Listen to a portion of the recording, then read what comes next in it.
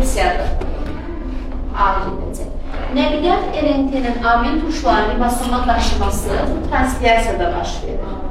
Ribosomda məlumat RNT-dən oxunması bu transkriksiyada baş verir.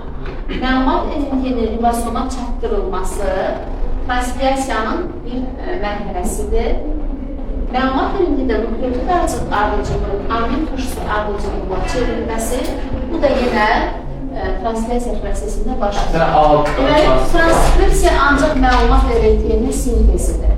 Transkripsiyada həm nəqliyyat RNT, həm məlumat RNT, həm ribosom RNT hər biri əmələ gəlir. Mitozun mərhələlərinin bütün ardıcılığı müəyyən edilir. Sizin dəftərinizdə çəkirsiniz və əvvəl nə baş verir, sonra nə baş verir ardıcılığını düzülür.